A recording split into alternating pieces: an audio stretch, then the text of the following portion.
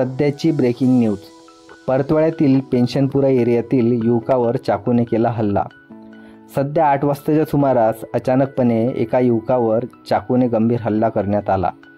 या घटनेत पीडित युवक गंभीर जखमी झाला असून त्याला तात्काळ उपचारासाठी उपजिल्हा रुग्णालय अचलपूर येथे हलविण्यात आले.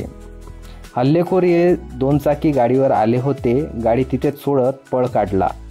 प्राथमिक माहितीनुसार जुन्या वादातून रागाच्या भरात हल्ला केल्याची माहिती आहे. हल्ल्यानंतर परिसरात एकच खळबळ उडाली.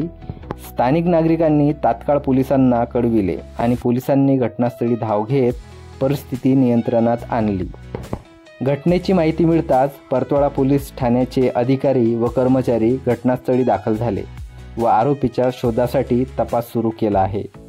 या घटनेमुळे शहरात पोलिसांचा दांडगा बंदोबस्त दिसून येत आहे.